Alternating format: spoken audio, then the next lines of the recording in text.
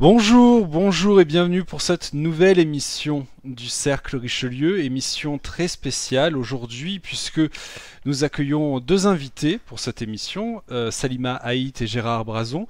Émission très spéciale puisque nous allons débattre tous les trois de nos préférences en termes de régime politique, de nos points d'accord et de nos points de désaccord. Alors, tout d'abord, Salima Haït, donc doctorante en philosophie et fondatrice d'une association sur le mouvement laïque pour le vivre ensemble à Aix-en-Provence. Bonjour Salima. Bonjour, bonjour à tous. Et Gérard Brazon, bonapartiste, et je crois qu'il écrit d'ailleurs quelques articles sur Internet aussi, il me semble, Oui. et inspiré d'ailleurs plus par le bonapartisme du Second Empire que du Premier Empire. Bonjour Gérard Brazon. Bonjour à tous. Et donc nous devions avoir évidemment un royaliste pour parler avec Monsieur Brazon et Madame Haït pour comparer les différents régimes. Le problème, c'est que il y a eu, on va dire, plusieurs personnes intéressées puis qui ont laissé tomber. Donc ce sera à moi d'avoir l'occasion de défendre mon beefsteak, de défendre le royalisme face aux bonapartistes et aux républicains. Alors normalement je devais poser les questions et ne pas prendre parti, mais ça n'a pas été possible. Je précise que certains royalistes, un royaliste aurait voulu participer aujourd'hui, mais qui n'a pas pu pour des raisons professionnelles et personnelles, donc lui est tout à fait excusable. Mais j'en veux un petit peu à tous les autres membres du Parti royaliste, de cette grande fratrie du Parti royaliste qui m'ont envoyé sur mon compte Facebook 42 messages, et oui, 42 messages pour nous soutenir pour ce débat, mais qui n'ont pas souhaité y participer. Je trouve ça C'est bien dommage. très dommage. Oui, exactement. Alors, on va pas rentrer plus dans les détails. Alors, je vous remercie à tous les deux d'être présents aujourd'hui pour ce débat. Alors, je vais commencer par une question très simple. Je vais vous demander de définir chacun, pour vous, pour vous, Salima, ce qu'est être républicain aujourd'hui. Pour vous, Monsieur Brazon, ce qu'est être bonapartiste. Et puis donc, j'essaierai de conclure en expliquant ce qu'est pour moi être royaliste. Donc, nous laissons à Salima l'opportunité de commencer en tant que gens bien éduqués qui laisse la parole aux dames en premier. C'est gentil. C'est une façon de voir les choses.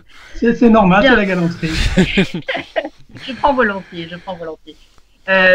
En fait, c'est très difficile de résumer ce qu'est la République, mais vous comprendrez que j'essaierai d'y mettre le moins possible mon opinion personnelle, mais d'y mettre quelques références qui sont des références objectives et qui concernent la définition en elle-même. Parce que c'est intéressant pour comprendre, je pense, l'enjeu d'un débat, c'est intéressant de revenir aux sources des mots, parce que les mots nous disent en tout cas la logique d'une pensée ou la légitimité d'une pensée. Mon point de vue sera, en tout cas, va tenter d'être philosophique. Moi, ma conception de la République, c'est celle que j'ai trouvée chez des philosophes que l'on connaît bien entendu, parce que maintenant ils font autorité, et notamment dans la pensée occidentale. Le premier est sans doute très connu, puisqu'il a fait un ouvrage là-dessus, c'est Platon, qui, par sa Politeia, la République, définit une république idéaliste, je vous l'accorde. Je vois Roger hocher de la tête, oui, en effet, elle est très idéaliste, mais ce que je retiens, moi, dans cette philosophie, et dans cette république philosophique, c'est le fait que Platon essaye de réparer une injustice, celle d'un État qui a condamné son maître à penser, Socrate. Donc il amène déjà une contribution de justice. Et c'est peut-être ça le nœud de la chose politique, c'est-à-dire on pourrait se poser la question plus globalement, quel est le meilleur régime ou quel est le régime le plus juste, le plus adéquat, le plus équilibré. Donc vous voyez, ça pose la question d'une façon un peu plus générale. Alors Platon fait du philosophe le gouverneur ou le politique qui doit gérer cette république. Pour lui, c'est un gage d'équilibre et de justice, parce que le philosophe, chez Platon, c'est celui qui a atteint la sagesse. Alors Aristote va être un peu plus concret, puisqu'évidemment, il va tenter de faire avancer, si je puis dire, le schmilblick en disant c'est d'accord, mais enfin, faisons les choses concrètement et objectivement. Et donc, il apporte la science politique, et d'ailleurs, le monde occidental lui doit énormément, puisqu'il met en quelque sorte, il établit en quelque sorte la République, la chose politique autour de la République. Alors, moi, je suis attachée aussi à toutes les pensées qui ont contribué à améliorer cette conception de la République. Je suis attachée à la République française, bien entendu. Mais quand on dit, quand on convoque la République française et son histoire, la longue histoire, difficile histoire, en fait, je reviens à Roger pour dire qu'elle est la somme de toute l'histoire de France.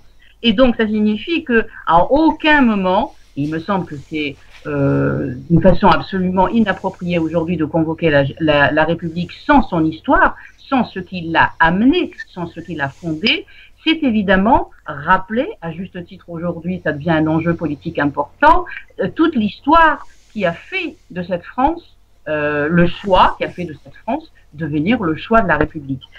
J'entends par là, moi je la vois, c'est très simple, enfin c'est très simple, c'est long, mais en tout cas, pour dire les choses simplement, elle part à partir, pour moi, l'histoire, en tout cas, l'histoire que je regarde, elle part à partir de Clovis jusqu'à aujourd'hui. Et on peut dire que, pour résumer les choses, Victor Hugo avait dit, il me semble, ce sont, je donnerai deux noms à la République, c'est la liberté et la chose publique. La res publica, c'est la chose publique. Elle est perfectible. Elle est certes, on peut exiger des choses de la République aujourd'hui, on peut exiger cette liberté, cette égalité, cette fraternité et cette laïcité. Mais on ne peut pas dire que l'état dans lequel on regarde aujourd'hui la République soit satisfaisant. Donc, ce qui amène la nécessité de l'amélioration et de la progression. Et ça fait appel évidemment à l'éveil des citoyens et à l'implication de chacun, d'abord pour préserver ce qui est acquis, toutes les avancées, tous les progrès, mais aussi à se défendre et à se garder de toutes les attaques symboliques ou autres qui pourraient attaquer justement cette histoire ou qui pourraient remettre en cause un des chapitres, une des parties de cette longue histoire. Très bien. Merci beaucoup Salima. On va y revenir d'ailleurs sur l'état de la République à l'heure actuelle, ça fait partie des questions. Donc Gérard, votre vision de ce qu'est être bonapartiste. Oui, alors dans le bonapartiste, ça veut forcément dire qu'il y a un lien avec l'empereur Napoléon Ier, mais effectivement aussi un lien avec la Révolution. Même si je suis pas du tout sympathique avec cette révolution qui, moi, me laisse quand même un certain goût amer. Et effectivement, quand on pense aux révolutions, on pense automatiquement à Robespierre, on pense à Saint-Just, on pense à Nantes, les Carriers, on pense à Danton, et on pense à tous ces morts qui sont tombés au nom de la liberté. Et je pense à Madame Roland, bien sûr, etc., à toutes ces femmes qui justement croyaient que la révolution allait leur permettre de devenir des femmes libres et qui finalement ont été les dindons de la farce. Donc moi, la révolution, je suis entre deux eaux par rapport à ça et surtout par rapport au génocide vendéen. Mais effectivement, je reconnais, comme Napoléon d'ailleurs, je reconnais que la France, elle débute avec Clovis et elle va jusqu'à nos jours, bien entendu. Mais je trouve que la Révolution est une page un peu noire et que la République s'en réclame comme étant l'héritière. Et même d'ailleurs, ceux qui sont actuellement au pouvoir depuis 40 ans sont souvent les gens qui se réclament de la Révolution et pensent même que la France existe depuis 1789, voire pour certains depuis 1945. Je pense que la France est bien plus vieille que ça. Elle a plus de 1500 ans, bien plus vieille que certaines religions qui existent maintenant. Et donc, il faudrait quand même tenir compte de cette histoire de France. Si je suis bonapartiste, c'est surtout parce que le bonapartisme a sauvé, entre guillemets, en 1802, grâce à Napoléon Ier, a sauvé les acquis de la Révolution et les acquis de la France royale. Donc c'est une sorte de compromis pour moi entre la vie des rois et la République d'aujourd'hui. Mais je pense que naturellement, les Français sont, même sans le savoir, sont des bonapartistes, même s'ils ne le savent pas, à travers la République. Donc je ne ferai pas de commentaires sur Platon, Aristote et autres, parce qu'effectivement, c'est remonté très loin, et c'est surtout ne pas toucher à la France elle-même. Je préfère me contenter de rester à l'histoire de France et à nos régimes politiques, plutôt. Très bien, merci beaucoup. Alors, ça en vient à moi à dire un petit peu quelle est ma vision du royalisme aujourd'hui. Alors, c'est amusant parce qu'on a commencé avec Salima qui se rattachait à toute l'histoire de France, dont la Révolution. Ensuite, Gérard qui se rattache un petit peu à la Révolution, mais pas trop, parce que quand même, effectivement, beaucoup de taches noires dans cette Révolution. Et fatalement, quand on est royaliste, on peut pas vraiment se rattacher à la Révolution de 1789, et on a même tendance à faire une coupure dans l'histoire à ce moment-là et à considérer que tout ce qui s'est passé sous des régimes républicains et même sous le sceau de la Révolution ne peut être que mauvais. Alors, fatalement, pour moi aussi, l'histoire de France commence avec Clovis. C'est assez évident. On est au moins d'accord là-dessus. On est au moins d'accord là-dessus. Certains iraient encore plus loin et diraient qu'elle commence avec Mérovée, et certains encore parleraient de Pharamond, le roi mythique, le premier roi mythique des Francs, mais on va dire que ça commence avec Clovis, et là au moins on est déjà tous d'accord là-dessus. Alors, le royalisme, pour moi, malgré tout, ça se définit d'abord avec une certaine part de spiritualité. Pour moi, c'est le seul régime dans lequel le politique se confond avec le spirituel. Et au-delà même du religieux, il ne s'agit pas nécessairement de la religion catholique, il s'agit de quelque chose de plus vaste que ça, d'un lien qui existerait directement entre le peuple, le roi et Dieu. Et d'un lien individuel d'ailleurs entre chaque membre du peuple et son roi, et celui-ci servirait de canot envers un principe spirituel, quelle que soit la religion qu'on revendique. D'ailleurs, c'est assez amusant puisque la reine d'Angleterre, qui est chef de l'église anglicane, église qui est ultra minoritaire en Angleterre, on voit bien que malgré le fait qu'elle soit chef d'une église minoritaire, elle est quand même un chef spirituel.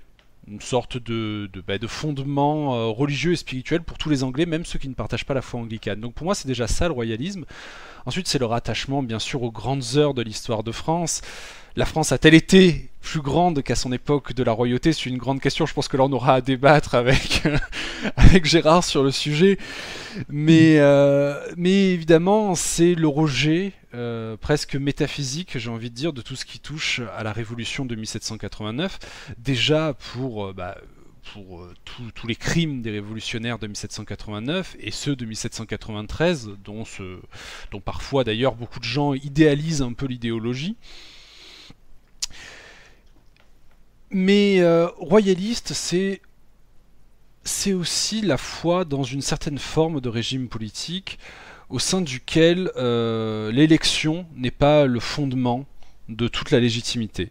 Il existe autre chose, quand on est royaliste, qui précède l'élection, et qui est un lien particulier qu'un peuple, à un moment désigné, donc le peuple français, pour nous, a avec une personne, son roi. Et ce n'est pas le principe de l'élection, ce n'est pas le principe de la volonté populaire, c'est un principe qui surpasse tout ça. Alors après, moi aussi, on pourrait parler de la République de Platon, on pourrait parler sur les philosophes grecs qui parlent, Platon qui a à mon sens parfaitement défini les régimes de base et comment ils évoluent, comment ils se corrompent justement, et je pense qu'on est à cette période-là de l'histoire, c'est-à-dire qu'on est au dernier moment quand on est dans la démocratie démagogique, etc., etc. On y reviendra peut-être, mais voilà. Donc je vais pas en dire plus. J'aurai l'occasion de revenir là-dessus. Mais principe de la spiritualité et aussi peut-être le principe de l'honneur. Je ne sais plus qui disait ça, qui avait défini chaque régime politique. Je crois que c'était Bossuet qui avait. J'en suis pas certain, mais je crois que c'était Bossuet qui avait défini chaque régime politique selon un principe de base. Et il y avait donné au régime monarchique le principe de l'honneur. Et j'avoue que là encore, c'est le deuxième fondement, pour moi, du royalisme. Voilà, donc on a fait le tour sur cette première question très importante, mais je suis content parce que tout le monde a réussi à bien réguler ses réponses pour que ce soit pas trop long et en même temps que ce soit clair. Alors, deuxième question, pourquoi pourquoi aujourd'hui, en 2017, en France, il faut être républicain, il faut être bonapartiste ou il faut être royaliste? Salima, on vous écoute. Pourquoi il faut être républicain aujourd'hui en France? Alors, en fait, je ne pourrais pas vous répondre très clairement. Et pour être honnête, je ne sais pas si quelqu'un peut aujourd'hui dire il vaut mieux être ceci ou cela. En fait, je pense que la question est de quelle société parlons-nous aujourd'hui? Qu'est-ce que la France en 2017?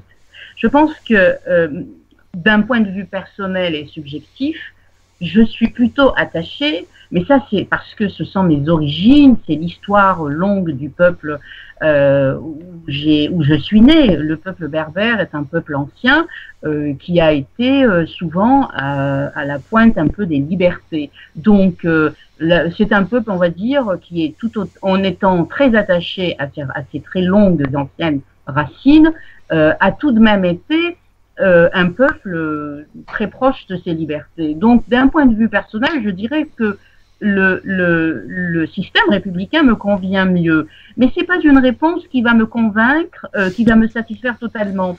Parce que, voyez-vous, je pense que quand on est, comment dire, proche lorsqu'on a le souci de la légitimité, parce que c'est ça le vrai problème en politique, le souci de la légitimité, on ne peut pas se permettre d'ignorer l'histoire. L'histoire des êtres, l'histoire des peuples est très importante. Elle fabrique leur présent, elle les maintient, ou non d'ailleurs, dans la vie, dans l'honneur. C'est ce que vous disiez tout de suite, là, c'est une chose assez importante dans la vie des peuples. Et là, aujourd'hui, moi je pense que la France, cette France de 2017, au-delà de la question de quel régime politique il vaudrait mieux parler ou qu'il vaudrait mieux souhaiter, je pense que la question plus globale, c'est qu'est-ce qui fait notre ciment? Sur quelles valeurs posons-nous notre vie? Quelle est la philosophie sur laquelle nous pouvons évoluer?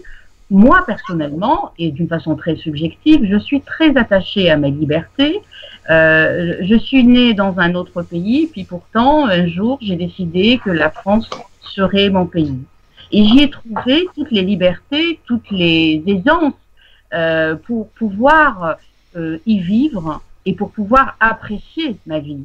Et non seulement apprécier ma vie, mais aussi m'engager. Donc c'est vrai que je pense qu'il y a un choix personnel, subjectif, qui définit notre attachement vis-à-vis d'un régime plutôt qu'un autre. Mais moi, personnellement, je suis très passionnée par l'histoire de France. Quand ma fille était jeune et que j'avais très envie de l'enraciner dans cette identité-là, on a commencé par visiter tous les châteaux de France. C'était pas par hasard, c'était pas pour faire du tourisme, mais c'était pour la poser sur une réalité historique. Donc, et pareil, dans la question qui constitue mon œuvre, c'est-à-dire la question religieuse et la politique, je me suis bien gardée d'être dans une posture de refus et de refus de religion, qui est celle la plus partagée d'ailleurs par les gens aujourd'hui, pour essayer de comprendre comment la France, depuis Clovis, a géré cette question spirituelle. Donc, si vous voulez, la question aujourd'hui, pour moi, pourquoi plaider pour la République? Mais attention, je plaide pour une République qui se regarde, qui se reconnaît dans ses égarements comme dans ses avancées. Moi, je dirais plutôt c'est la somme des libertés réalisées, c'est la somme des progrès réalisés. On pourrait parler du statut de la femme durant la monarchie, on pourrait parler du statut de la liberté religieuse durant la monarchie. Donc, en fait, ce que j'observe, moi, c'est l'évolution. Et d'ailleurs, en tant que chercheur en philosophie, ce qui m'intéresse, c'est comment les idées évoluent. C'est comment les progrès humains sont réalisés au fur et à mesure. Et ce que j'observe, par exemple, c'est que Henri IV a géré la question religieuse différemment de Philippe le Bel. Donc, ça vraiment, moi, il y a des monarques qui constituent pour moi des haltes importantes, symboliques, par rapport à la question qui m'intéresse. Mais on peut reprendre la même histoire par rapport au statut de l'individu, au statut des droits, de l'égalité, etc. Donc je pense que moi, personnellement, ce qui aujourd'hui m'intéresse, c'est l'État, tout en étant très soucieuse de connaître cette histoire dans maximum de détails. Il faut dire, elle est très longue et parfois très complexe. Donc, il est très difficile de la maîtriser entièrement, mais elle est passionnante parce que justement, moi, je trouve que de tous les pays du monde, je trouve que la France est celle qui a véritablement une histoire passionnante parce que elle regorge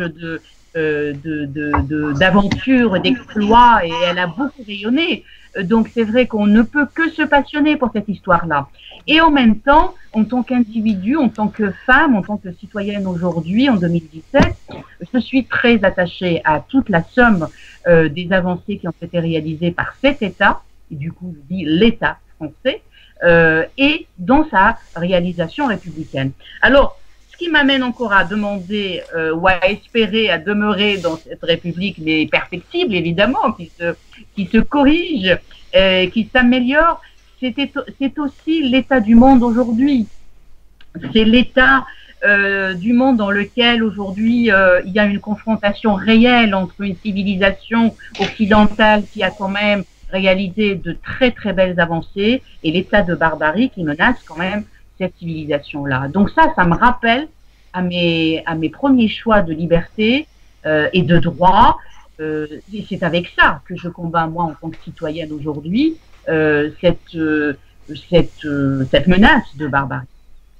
Très bien, merci beaucoup Salima. Gérard, donc la parole est à vous. Oui, bon, je vais être un peu plus concis quand même.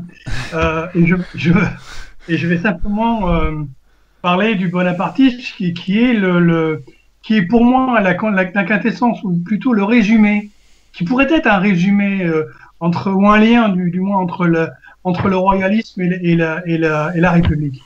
Là où j'en veux beaucoup à la République, c'est qu'elle n'est pas légitime, entre guillemets.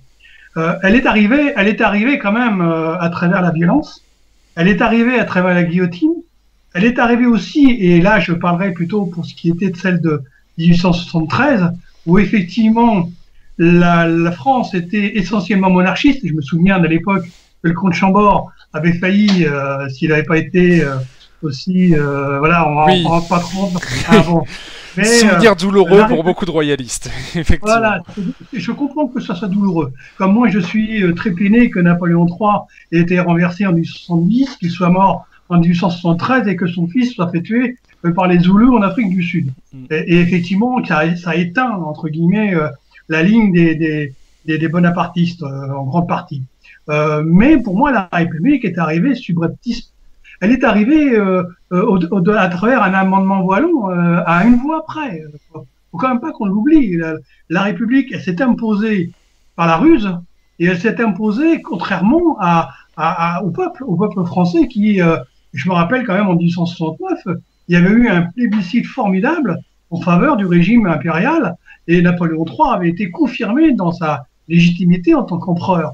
Donc la République est arrivée, qui avait quand même favorisé la guerre avec la Prusse, quand même, mine de rien, qui n'a pas été contre la guerre avec la Prusse, qui et ensuite a trahi son régime, a trahi son empereur et l'Empire en utilisant Gambetta, en utilisant Thiers, etc.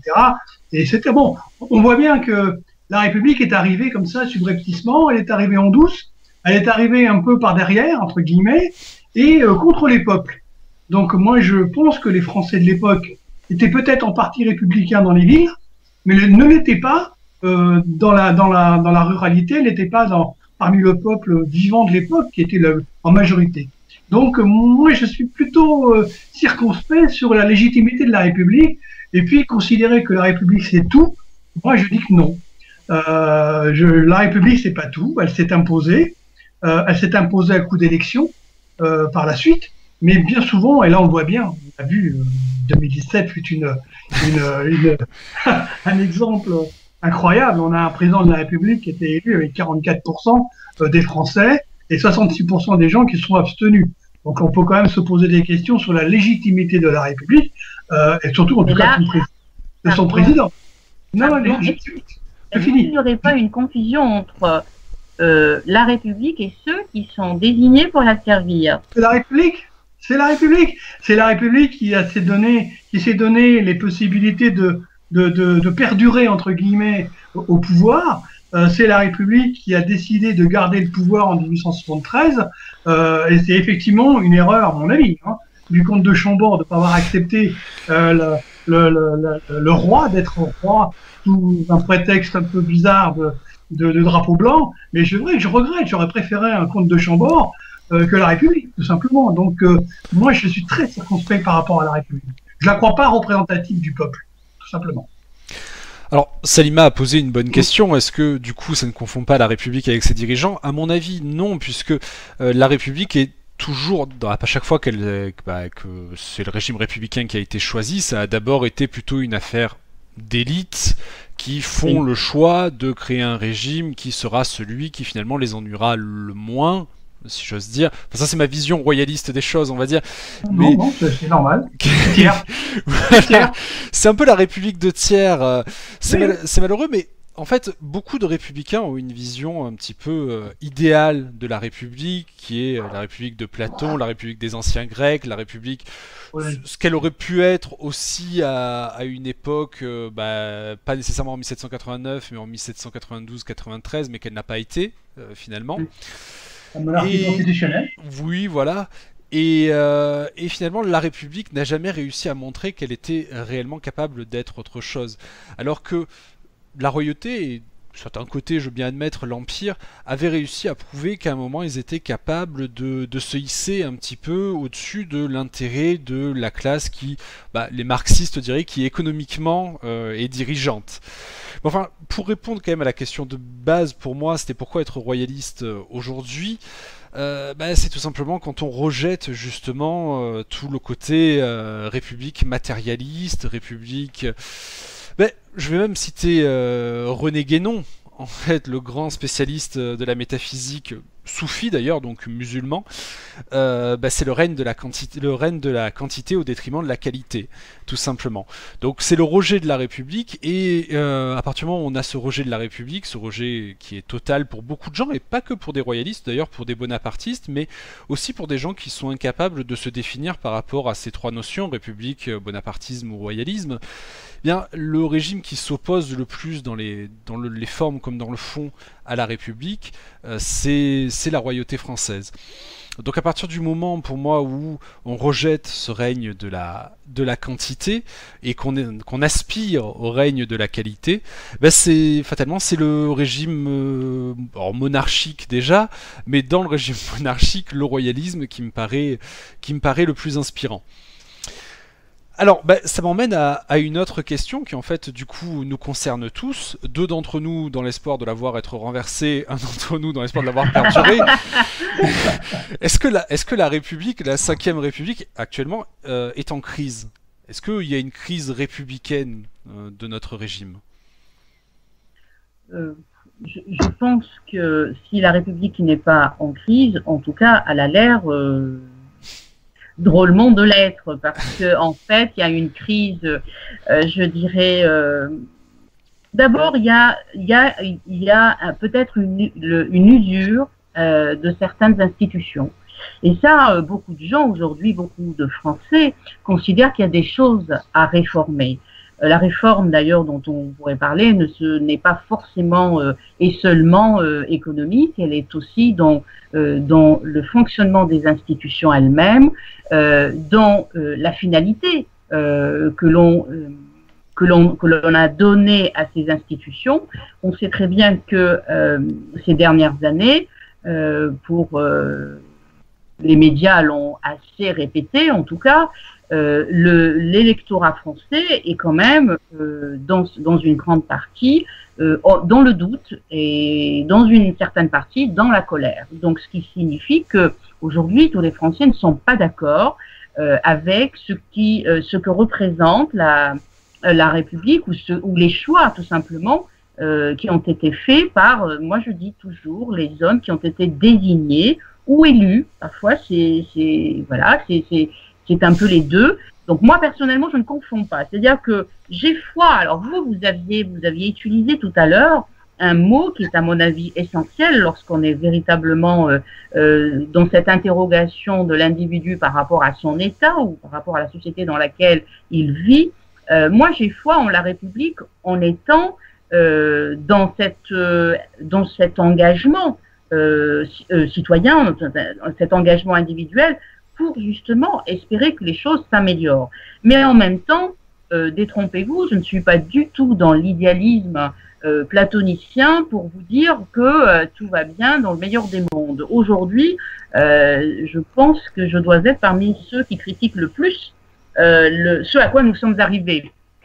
Je critique le fait que la République ne s'affirme pas, à mon sens, beaucoup dans ses choix, notamment dans le choix égalitaire, le choix laïque. Je suis absolument affligée de voir certaines expressions officielles, politiques officielles par rapport, par exemple, au respect de la loi de 1905. Je suis affligée lorsque on se permet ou on tente d'intéresser les médias sur la révision d'une personnalité comme Colbert. Je suis absolument choquée lorsque on s'attaque à des édifices qui sont représentatifs de cette longue histoire chrétienne française, parce que, et en même temps, dans la même mesure, je suis choquée que l'on n'exige pas de toute nouvelle religion, de toute nouvelle identité émergente en France, les mêmes efforts, les mêmes qualités d'adaptation et de mise en conformité par rapport aux principes de la loi de 1905. Donc c'est pour vous dire que c'est pour ça que j'ai dit que la République est pour moi perfectible. En fait, si vous voulez, ça n'est pas un idéal que l'on ne peut jamais réaliser, c'est un idéal vers lequel on peut tendre. Alors, bien sûr, je pourrais vous dire tout ce que moi je vois de négatif dans un système monarchique. Bon, j'estime que, dans l'absolu, j'estime que lorsqu'un système politique arrive à essoufflement, il y a un autre système qui l'attend, qui attend pour prendre sa place. C'est un peu la marche de l'histoire, c'est-à-dire qu'en fait, et c'est pas uniquement valable en France, c'est valable partout. Alors, je peux vous poser une question. Pourquoi au 7e siècle, alors que cette Afrique du Nord dans laquelle moi je suis née était absolument un territoire rayonnant qui a participé à des tas de civilisations de la Méditerranée, se retrouve finalement, comment dire, face à un conquérant très décidé, très déterminé, et qui a fini par finalement ne lui opposer qu'une seule femme coupée de toutes les forces de cette Afrique du Nord. Alors, voyez, donc il y a un moment où les choses sont usées. Et c'est pour ça qu'il faut aujourd'hui, je pense que moi, quand je convoque l'histoire, quand j'ai envie de lire l'histoire, d'abord pour ce qu'elle représente, mais aussi parce qu'il y a une leçon à prendre. Et c'est pour ça que je trouve aujourd'hui, en tant que Française, je trouve qu'il y a dans l'histoire de France des moments à méditer profondément, parce que justement, ils peuvent être des leçons pour nous. Alors, il y a des rois qui, moi, m'ont beaucoup intéressée, parce que, pourquoi? Parce que je trouve que face à des crises, et tous les systèmes ont des crises, je veux dire, c'est pas quelque chose qui est exceptionnel. En politique, je pense même que la politique se nourrit de crises.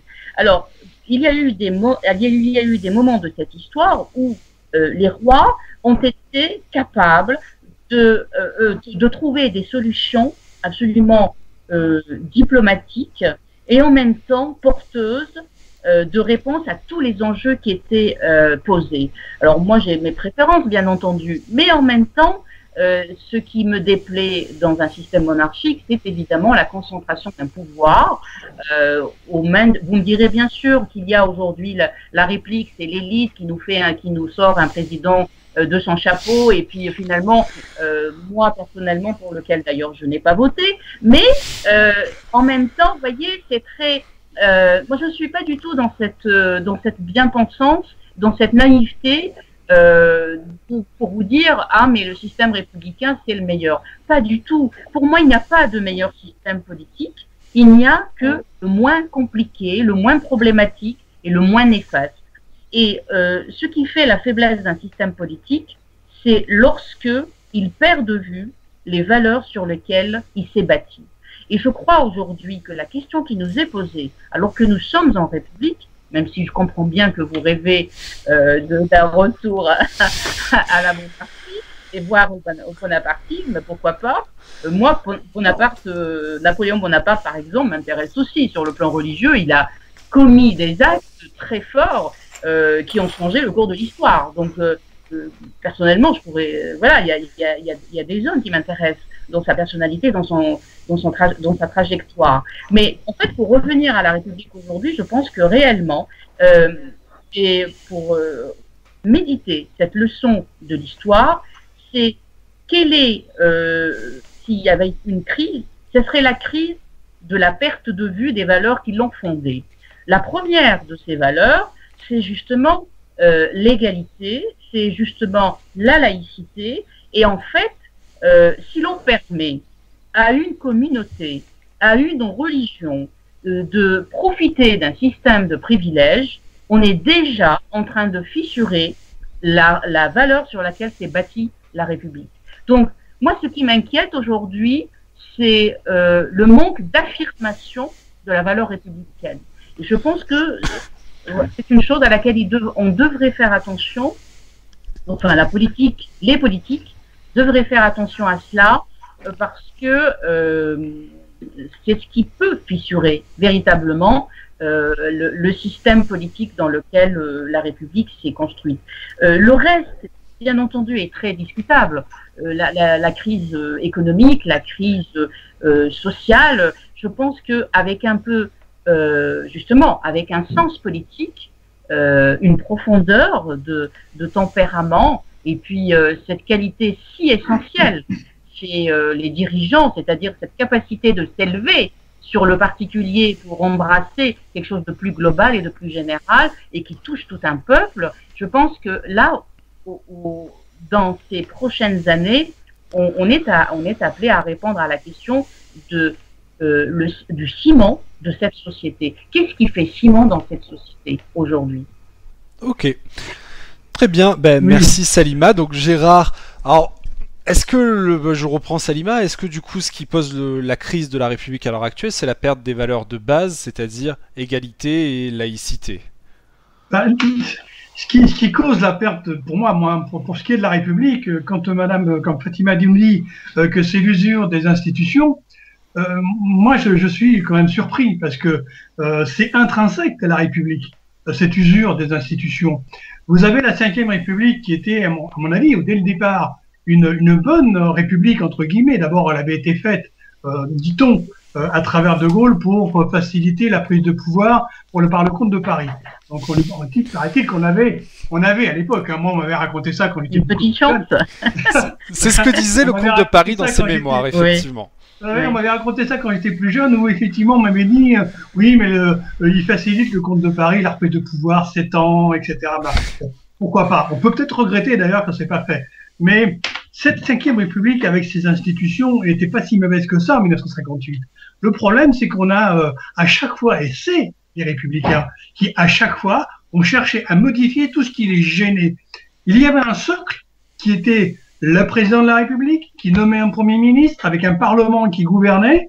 Et qu'est-ce qu'on a fait depuis 1958? On a fait que modifier de façon à revenir à une sorte de 4e République où justement le pouvoir est dilué, où effectivement les prises de position sont diverses, où le pouvoir des partis est revenu par rapport au pouvoir du président de la République. Donc moi je pense que ce n'est pas une usure des institutions par elles-mêmes, c'est la volonté des politiques, la volonté des républicains de modifier ce qui les gêne dans un statut ou dans un socle qui pourrait rester, perdurer. Contrairement à un roi ou contrairement à un empereur, on ne peut pas bouger un roi, on ne peut pas bouger un empereur tant qu'il est au pouvoir et tant qu'il règne, et tant qu'il est avec un gouvernement constitutionnel, tout irait très bien. Le problème de la Ve République ou des républiques, c'est qu'on peut le bousculer ces gens-là, parce que finalement, c'est facile de bousculer à travers un Parlement, un Conseil constitutionnel qui est tout puissant, mais dont on met progressivement tous les 3 ans un personnage qui devient lui-même tout puissant et qui peut modifier de lui-même la Constitution. Donc on se dit que ce ne sont pas l'usure des institutions, c'est bien la volonté des politiques de mettre les institutions au service des républicains, de ceux qui nous gouvernent. On est complètement dans une impasse. Après, les valeurs. Liberté, égalité, fraternité. Moi, j'y ai longtemps cru. Sauf que, quand vous voulez absolument avoir de l'égalité, c'est au détriment de la liberté. Quand vous voulez absolument de la fraternité, c'est au détriment, là aussi, de la liberté, et parfois aussi de l'égalité. Donc, c'est un travail à faire peut-être entre liberté, égalité et fraternité. Moi, je crois beaucoup à la laïcité par contre. Mais liberté, égalité, moi je vais le résumer. La liberté pour moi elle est de droite et l'égalité elle est de gauche. Donc à partir de là, la fraternité où ça se situe dedans, je ne sais pas. Mais ce qui est important, ce qui me paraît moins important dans une institution politique entre guillemets, c'est bien et c'est pour ça que je suis bonapartiste, c'est pour ça que je me rangerai derrière un roi également. Mais effectivement, c'est parce que c'est un socle qui serait complètement, qu'on ne pourrait pas bouger sans peut-être une révolution ou sans tout ça, mais un socle qui serait avec des règles de vie, avec une façon de voir, avec un roi responsable et qui pourrait éventuellement donner un veto ou pas, etc. Mais c'est pas lui qui gouvernerait évidemment, ce serait évidemment un premier ministre ou un président du conseil ou qu'importe le nom du monsieur qui serait à la tête du pays, qui serait élu d'ailleurs par le peuple, mais ça serait quand même intéressant d'avoir un roi ou un empereur qui nous permettrait d'être un repère, une stabilité, et qui permettrait à un moment donné de se tourner vers lui en disant « qu'est-ce qu'on fait ?» Alors que là, on n'a rien du tout. Donc l'usure des institutions, à mon avis, c'est un leurre, c'est la République par elle-même qui est fragile, c'est un géant au pied d'argile, et finalement, c'est pas pour rien qu'on a eu 5 républicains. Voilà, quoi, je veux dire. Bon, j'essaie de faire court. C'est très bien. L'expression, si vous me le permettez, l'expression du socle est, à mon avis, assez déterminante parce que je trouve que c'est oublier que l'homme est faillible. Moi, je ne placerai pas tout le crédit, toute l'espérance sur une personnalité, combien même on aurait eu des personnalités exceptionnelles. Et c'est vrai, il faut le reconnaître. Si je peux me permettre, si je peux me permettre sur ce point, ce n'est pas tellement une question dans le royalisme, un peu plus peut-être dans l'Empire où on est attaché à la personnalité impériale, celle du vainqueur, on va dire. C'est pas tellement une question de la personnalité du dirigeant entre guillemets suprême, qu'il soit empereur ou roi. C'est une question d'avoir foi en lui, même s'il se trompe. C'est-à-dire que il se trompe, tout le monde peut se tromper, un président de la République, un roi ou un empereur, mais un roi ou un empereur ne cherche pas à agir pour ce qu'il pense qu'il va être le mieux ou le mieux perçu, en tout cas, enfin un président de la République cherche à agir, excusez-moi, pour ce qu'il pense qu'il va être le mieux perçu dans les médias, ou en tout cas ce qui va assurer sa popularité et donc sa réélection. C'est la faillibilité du problème de l'élection en fait. Alors qu'un roi ou un empereur, n'étant pas élu, agit pour ce qu'il pense être le mieux. Alors un roi ou un empereur peut très bien se planter plus souvent qu'un président de la République, mais il aura agi comme, entre guillemets, un bon père de famille pour ce qu'il pense être le mieux.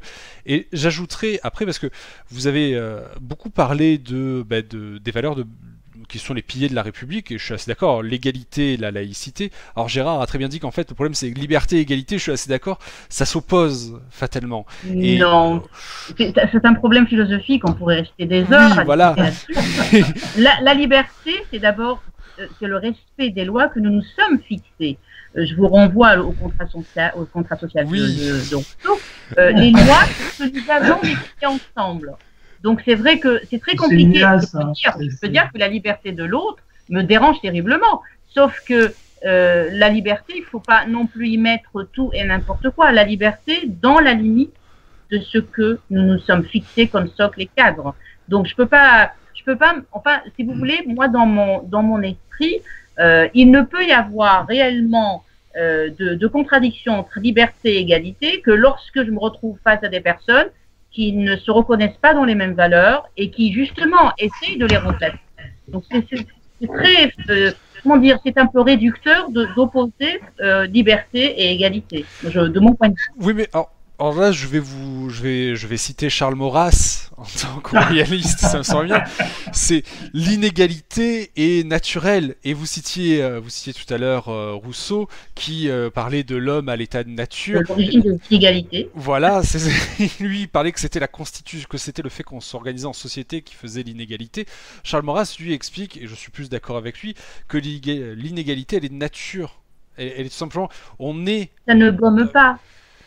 Quand on dit que nous sommes égaux, ça ne gomme pas les inégalités sur lesquelles nous fondons cet objet d'égalité. Je veux dire par là, alors là aussi, il peut y avoir confusion et je reconnais qu'aujourd'hui, par exemple, le socialisme est tombé dans la politique, dans l'idéologie de l'égalitarisme. Ça, évidemment, il faut condamner parce que c'est quelque chose, c'est une idéologie qui efface les différences entre les hommes. Or, ces différences, elles sont importantes.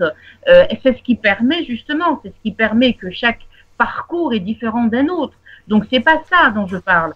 Ce dont je parle, c'est l'égalité devant la loi, c'est-à-dire que il ne peut pas, et ça vous contredit pour le coup, puisque le système monarchique est quand même fondé sur un certain nombre de statuts et de privilèges qui sont à respecter tout le temps. Donc, on peut pas les voilà.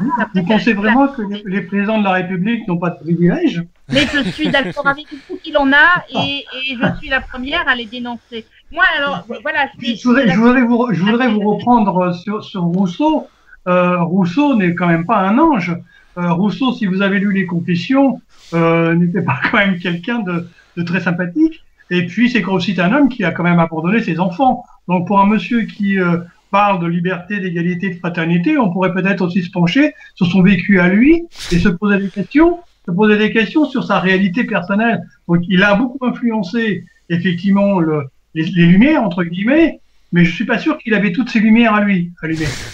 Alors après, ce qui est très embêtant, c'est moi, je ne légitime absolument rien. C'est-à-dire qu'en fait, comme lorsque j'ai défini la République, ou j'ai tenté de la définir, moi, je ne privilégie absolument rien. Et d'ailleurs, quand on est un tout petit peu conscient de l'enjeu, justement, de l'enjeu politique dans la recherche ou dans l'appréciation des systèmes politiques, des régimes politiques, je pense qu'on n'est absolument pas du tout sur une certitude, sur la moindre des certitudes, mais qu'on est en même temps à l'écoute de tout ce qui peut améliorer aussi bien la société, mais aussi ses aspirations futures, c'est-à-dire ce qu'elle espère mettre en œuvre.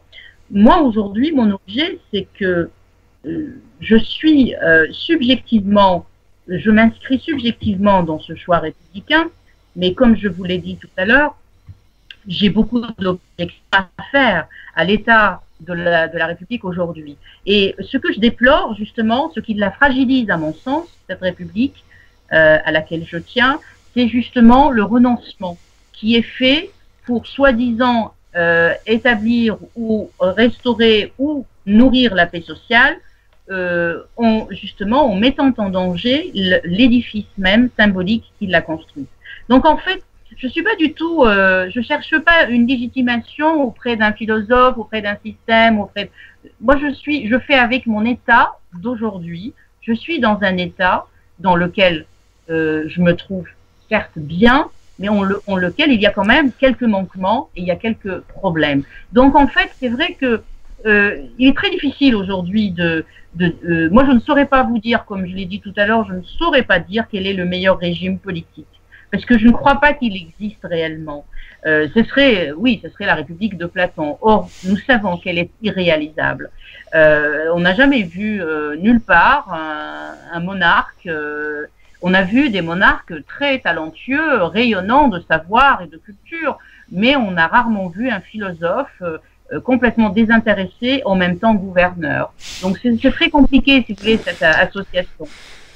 C'est vrai, c'est vrai. Alors, on va aborder un nouveau sujet, c'est la place de la spiritualité ou de la religion ou de la laïcité, pourrait-on dire, les trois étant un petit peu liés, dans nos régimes politiques. Alors, en essayant de faire plutôt rapidement pour que chacun ait le temps de parole nécessaire, comment on envisage la spiritualité dans un régime politique? Dans un régime, par exemple, républicain, alors en plus, vous êtes membre d'une association donc sur le mouvement laïque dans la République.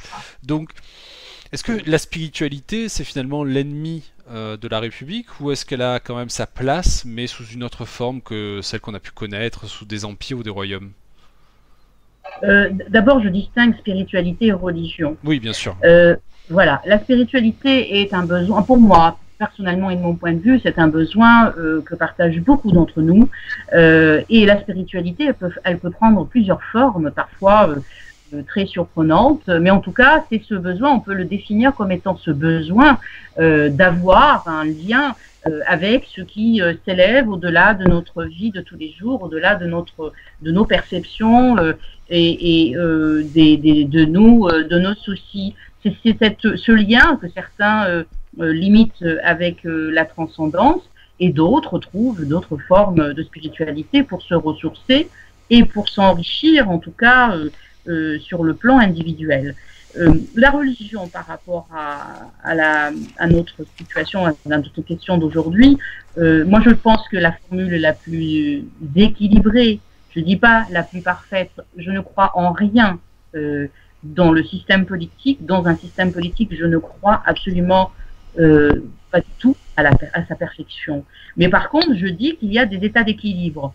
Lorsque, pour revenir au roi de France, on a un roi, par exemple, qui est absolument rayonnant, mais qui, sur le plan de la religion, a sa part d'ombre et non négligeable, François Ier, par exemple.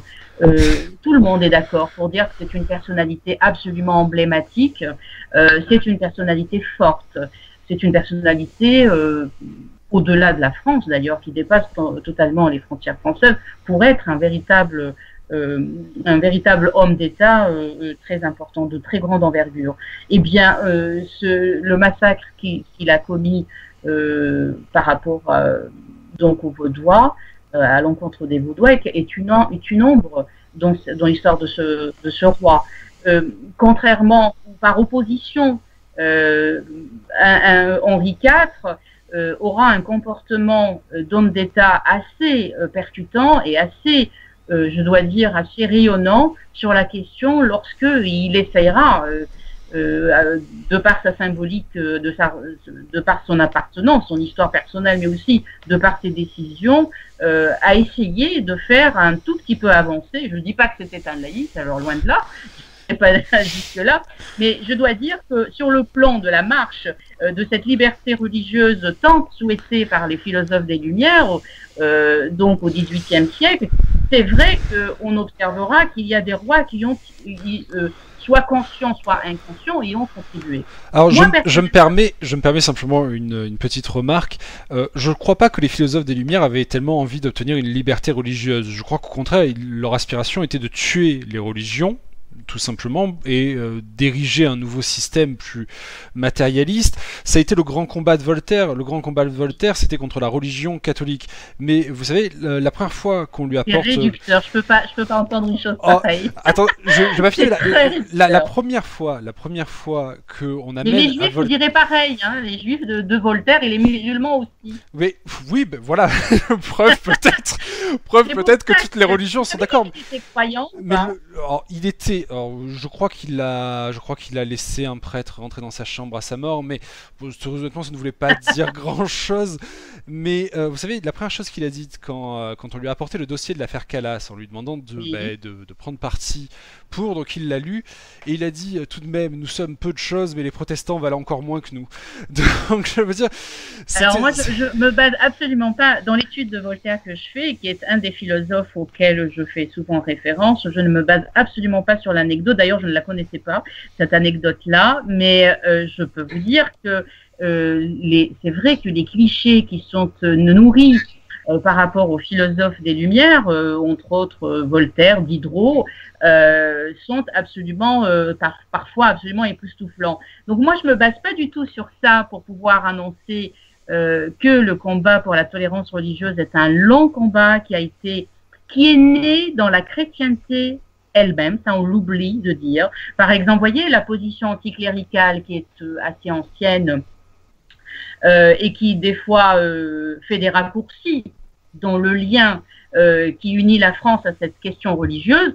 Vous voyez, je suis aussi choquée par cette position ferme et radicale d'anticléricalisme que ceux qui pourraient, par exemple, aujourd'hui nous imposer une vision nouvelle, une religion nouvelle dans le territoire politique, dans la sphère publique. Donc, vous voyez, c'est très... Moi, je suis pas du tout pour... et en plus, je ne vous dis même pas ce à quoi je crois, et si je crois. Donc, vous voyez, je pense... Je fais la différence, si vous voulez, entre mes opinions personnelles qui sont de l'ordre privé, et je pense n'intéressent absolument pas votre auditoire, et puis la chose publique sur laquelle on est en train de débattre.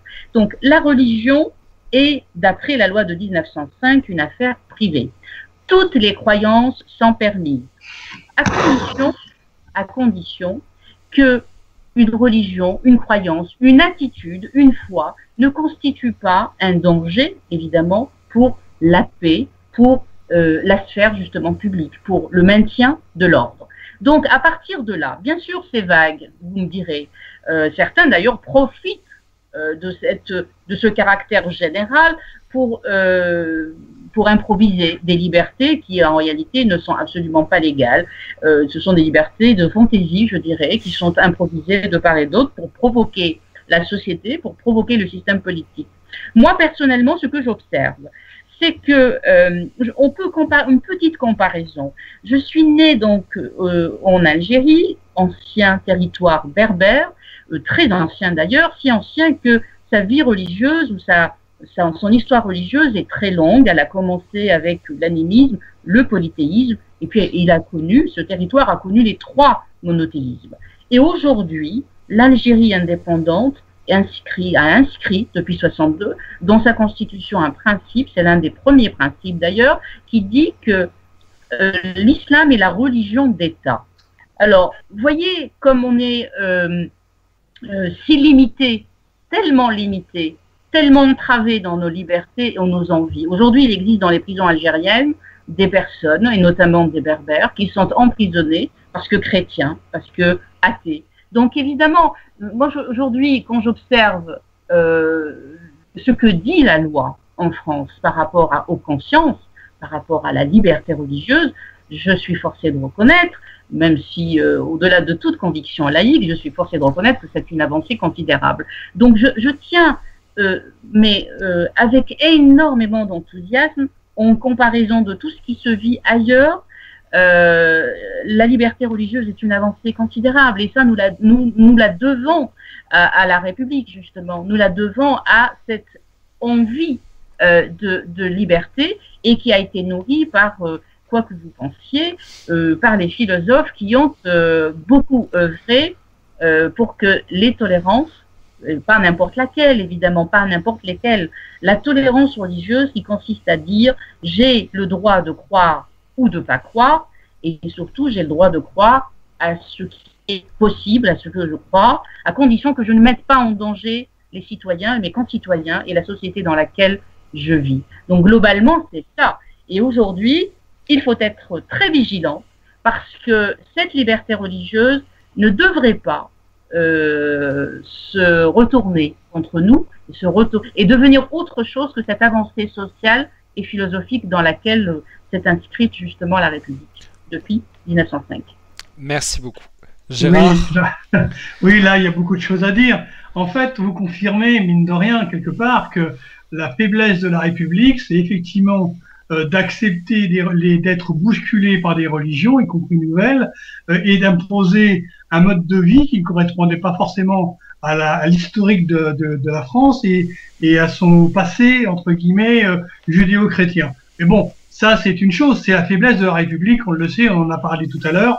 C'est encore une fois, c'est pas l'usure des institutions qui est gênant, c'est la faiblesse des républicains qui se laissent déborder ou qui, par complicité, grâce à des achats, au commerce, grâce à des liens que moi je trouve scandaleux, si ce n'est qu'avec l'Arabie Saoudite ou le Qatar, mais c'est les républicains, c'est la République qui ne ne sait pas mettre des bornes, ne sait pas mettre des frontières, ne sait pas s'arrêter là où elle pourrait mettre des barrières. Bon, ça, c'est la République.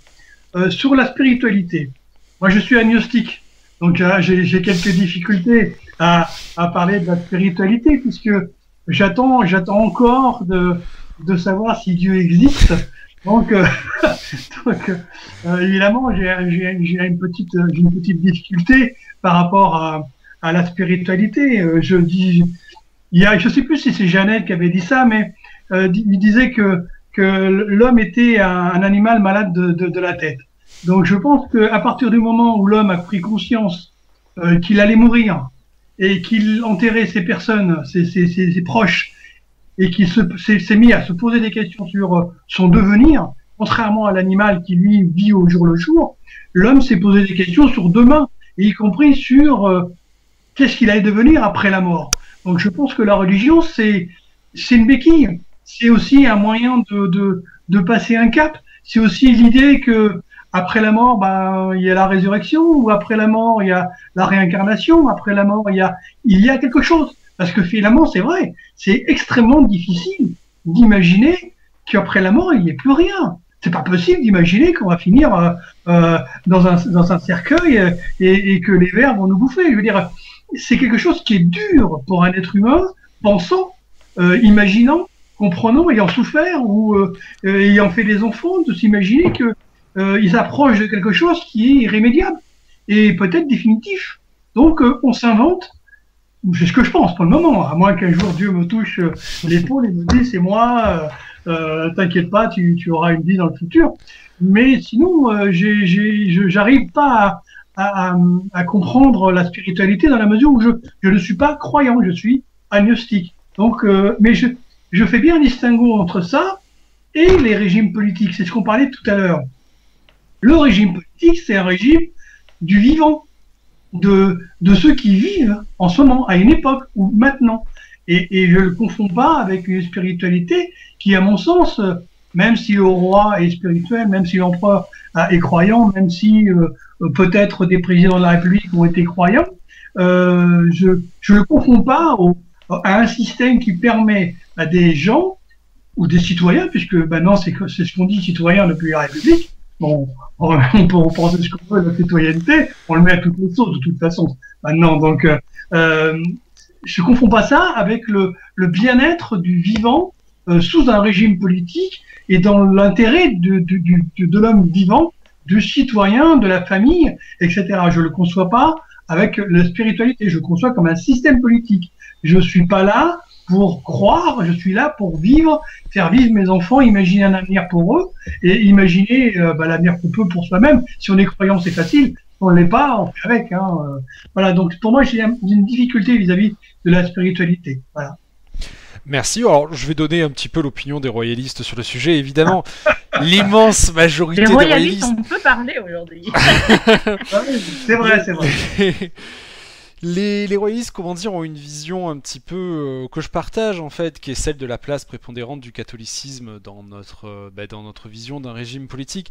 Ce qui est en fait plutôt navrant si je peux émettre cette réflexion. Alors là, je vais pas me faire que des amis parmi ceux qui vont écouter le programme, mais quand on réfléchit que la religion catholique a abandonné la royauté française depuis très très longtemps en reconnaissant la République et en reconnaissant la différenciation entre pouvoir spirituel et temporel, on est toujours un petit peu impressionné de voir à quel point les royalistes français sont attachés à cette religion catholique. Alors je suis moi-même catholique, mais évidemment c'est pas la question que je posais, c'est est-ce que un royaume laïque est possible en fait en cas de restauration monarchique? Alors matériellement, c'est vrai que si la royauté revenait en France, il faudrait l'envisager dans un cadre laïque, parce que les proportions de population qui croient vraiment à la religion catholique aujourd'hui sont tellement faibles, ou qui la pratiquent sont tellement faibles, que ce serait probablement un petit peu difficile de s'enorgueillir de la religion catholique. Maintenant, je voudrais quand même rappeler pourquoi les rois de France ont parfois pas été très tolérants, effectivement, en matière religieuse. L'idée de base de la royauté française, c'était qu'il n'existe pas de minorité dans la communauté nationale. dans le royaume. Ça n'existe pas. Il n'existe pas d'État dans l'État. Donc c'est ce que les Templiers ont appris malgré eux, c'est ce que les Juifs aussi ont appris à intervalles assez réguliers malgré eux. La royauté a toujours essayé de se construire sur la base d'une communauté nationale dans laquelle il n'y a pas de sous-communauté. Il n'y a pas de sous-communauté. Elle est unie effectivement. Et c'est pour ça que n'aspirait pas à reconnaître d'autres religions. Alors j'ajouterais, tout à l'heure on a parlé d'Henri IV, Henri IV qui a eu une attitude effectivement très tolérante envers les autres religions, mais enfin Henri IV a aussi introduit un petit peu le loup dans la bergerie, si je sais dire ainsi, en donnant des places fortes aux protestants, et en fait en obligeant du coup Louis XIII et Louis XIV à les réduire ensuite. C'est le fameux siège de La Rochelle. Voilà, c'est le fameux siège de La Rochelle avec Richelieu, et c'est ce qui a contribué aussi, en créant un État dans l'État, à pousser d'ailleurs les habitants de La Rochelle à demander l'alliance du roi d'Angleterre contre le roi de France. Oui. Donc qui a abouti justement à créer un État dans l'État, et qui a abouti à la division du royaume. J'ajouterais d'ailleurs qu'à la fin de la royauté française, la tolérance religieuse était quand même assez importante. L'affaire Calas, je pense que on connaît tous un petit peu l'affaire Calas, mais enfin je me suis quand même pas mal intéressé, et il y avait aussi des raisons pour lesquelles on en est arrivé là, qui étaient des raisons purement juridiques. Je veux dire, l'accusé avait commis beaucoup d'erreurs dans sa manière de se défendre, mais on en était quand même arrivé à une tolérance religieuse qui était, on va dire, acceptable, en particulier par rapport à l'époque à laquelle on vivait, parce que comparer effectivement la tolérance religieuse aujourd'hui à comparer la tolérance religieuse il y a 400-500 ans, ça n'a évidemment pas de sens. Ensuite, la royauté française s'est quand même construite avec le soutien de l'Église catholique, et les deux pouvoirs ont émergé ensemble, j'ai envie de dire. C'est-à-dire que, à la base, pourquoi Saint Rémy de Reims, donc l'archevêque de Reims, légitime le pouvoir de Clovis et cherche à faire de lui le roi dans toute la Gaule, c'est tout simplement parce que l'Église catholique, qui est encore assez balbutiement à ce moment-là, a besoin d'un grand protecteur. Donc à chaque fois que le royaume de France a augmenté sa puissance, l'Église a pu également augmenter la sienne, jusqu'au moment où des doctrines de gallicanisme, c'est-à-dire de séparation un petit peu entre l'Église de Rome et l'Église de France, effectivement, ont conduit à deux destinées un petit peu séparées, enfin pas tout à fait séparées, mais quand même on va dire un petit peu plus autonomes l'une de l'autre. Alors c'est vrai que les royalistes, globalement, qu'ils soient orléanistes, légitimistes ou même providentialistes, il y en a beaucoup de différentes sortes, espèrent un retour de la religion catholique en force, mais ce que j'espérerais, moi aussi d'ailleurs à titre personnel, mais enfin la question n'est pas là, c'est pas pour parler à titre personnel, c'est simplement que je pense que ceux qui envisagent des choses comme ça n'ont tout simplement pas compris que l'Église catholique, par rapport à ce qu'elle était à une certaine époque, est tout simplement morte, et qu'elle ne peut pas être remplacée par un renouveau du royaume de France. Ce coup-ci, les deux, à mon avis, ne seraient pas liés. Et malheureusement, donc il faut envisager d'autres solutions, donc laïcité, peut-être, effectivement. Alors, j'ai même envie de dire...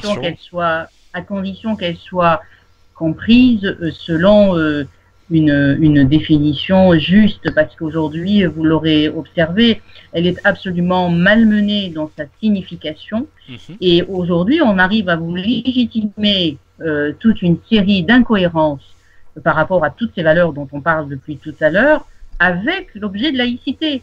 Donc c'est absolument affolant, et pour des personnes comme moi qui sont à l'écoute justement de l'évolution des conceptions, parce que justement, ce qui est très intéressant, vous le disiez à l'instant, la relation entre la naissance de l'État français et le catholicisme est absolument profond. Il a fallu à cet État une évolution extraordinaire pour séparer les deux. Le pouvoir politique était confondu dans le pouvoir religieux. Donc ça a été une révolution extraordinaire. Et c'est pour ça que, pourquoi il est important de connaître l'histoire aussi, au-delà de tout ce que nous sommes en train de dire depuis tout à l'heure, il est important, pour comprendre la laïcité d'aujourd'hui, il est absolument nécessaire de connaître toute l'histoire de France, de cette histoire-là en tout cas, depuis Clovis. Parce que sinon, on ne comprend pas tout l'effort qui a été donné, nourri siècle par siècle, à toute cette liberté-là. Et c'est pour ça que moi, je suis un peu, comment vous dire, parfois, mais vraiment révulsée lorsqu'on fait des raccourcis. Alors qu'il a fallu à ce peuple qui parfois a souffert tellement d'efforts pour construire justement sa marche de l'histoire, lorsque l'on donne une avancée sans faire comprendre aux personnes qui arrivent qu'est-ce que ça a coûté en termes de siècles d'histoire, eh ben on ne fait pas de cadeau en fait, ni aux personnes qui arrivent, ni à la société dans laquelle il arrive. Donc c'est très important. Salima, vous me donnez quand je lis je vois vos paroles, parce que je me souviens quand même, là, apparemment, vous faites l'apologie des rois et comment ils ont pu arriver à faire de cette France une séparation un peu avec l'Église. Mais je vous rappelle aussi que Napoléon Ier a été lui aussi un initiateur en laissant, en mettant le statut des Juifs, qui étaient quand même des gens mis à part, oui, et qui étaient maltraités alors même qu'ils étaient là bien avant les chrétiens sur le sol de la Gaule. Donc bon là, Napoléon Ier a permis un statut juif qui était bien clair, bien précis, en les obligeant à abandonner des pans entiers de leur tradition, y compris vis-à-vis des femmes, etc. Et quand vous voyez la République et le républicain Sarkozy, qui lui a été incapable d'exiger de la part du CFCM de pouvoir obliger les musulmans, et du moins cette association, de pouvoir avoir le droit de quitter sa religion, c'est interdit dans le CFCM qui n'a pas voulu l'intégrer, la possibilité aux femmes de divorcer sans avoir l'autorisation de l'imam du coin, etc. Je crois que Sarkozy, le républicain, n'a pas été du tout à la hauteur d'un Napoléon Ier. Je suis désolé. Ah oui, mais pas que sur ça. Ce n'est pas Napoléon qui veut. Ah, ça c'est vrai. Voilà, non, mais je le pense terriblement parce que je peux vous dire que lors de mes conférences là-dessus, sur cette question, je rappelle justement à quel point il faut de l'envergure à des personnalités politiques pour pouvoir envisager, parce qu'en fait, cette envergure-là vous construit l'avenir. Lorsque Napoléon s'est confronté à d'abord il a rétabli, et ça pour le coup les catholiques peuvent lui être reconnaissants, avec le Concordat, il a rétabli la relation. Donc non mais en fait, si vous voulez, moi la question qui m'intéresse, c'est toujours dans quel cadre on évolue ensemble. Parce qu'aujourd'hui, la France d'aujourd'hui, je ne vous apprends rien, n'a rien à voir avec la France du 19e siècle et n'a rien à voir avec la France, évidemment, d'Henri IV. Donc, ce qui m'intéresse aujourd'hui, c'est l'État en l'État. Napoléon a réussi ce moment d'explication et je peux vous dire que lorsque vous regardez l'évolution du judaïsme en France, on ne peut pas s'empêcher de dire que ce qu'il a fait, c'était ce moment d'explication, mais ce moment de conformité à la valeur française a permis au judaïsme une intégration extraordinaire. Et puis finalement, il a tellement servi, ça lui a tellement servi, puisque le judaïsme est allé vers des secteurs de la pensée, vers des secteurs du droit, de la philosophie, etc. Donc finalement, c'est un bien. On ne peut pas être négligent vis-à-vis de ce moment de l'histoire. Et aujourd'hui, je pense que vis-à-vis de toute identité émergente, aujourd'hui c'est l'islam et demain ça peut être autre chose, ce moment d'explication, on doit l'avoir avec toute personne, avec toute communauté et toute culture qui se retrouverait parmi nous.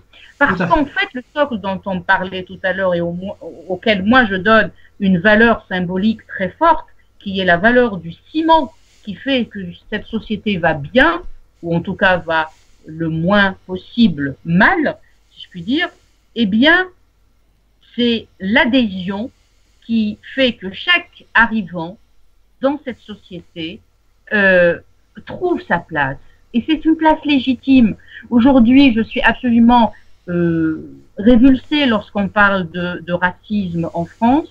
Ça ne nie pas évidemment qu'il y ait des individus racistes, mais lorsqu'on traite la République de racisme, je suis absolument outrée parce que je vois justement toutes les avancées qui ont été fondée sur cette question pour pouvoir éliminer les comportements extrémistes, etc. Donc, si vous voulez, c'est être injuste que de ne pas reconnaître à chaque homme politique qui a porté un équilibre, un combat pour l'équilibre, qu'il soit roi ou président, c'est injuste de ne pas le reconnaître. Et c'est pour ça que la République, c'est la somme de toutes ces avancées politiques. Si je peux me permettre, il y a 2 points sur lesquels j'aimerais vous reprendre avant de laisser la parole à Gérard. Puis après, je pense qu'on va... J'avais d'autres questions, mais ça fait déjà 1h18 qu'on est là, alors je pense qu'on va être un petit peu face. Preuve que du coup, ça a été très intéressant et ça a bien marché. Alors moi j'avais 2 points sur lesquels j'étais pas tout à fait d'accord avec vous. Le premier, quand vous venez de dire la République qui crée ce moment où on sent que chaque communauté est insérée dedans, etc. Non, on voit bien que non, puisque fatalement... Non, j'ai jamais dit ça. C'est ce que j'avais cru comprendre. J'ai dit que dans la valeur, ça devrait être ça.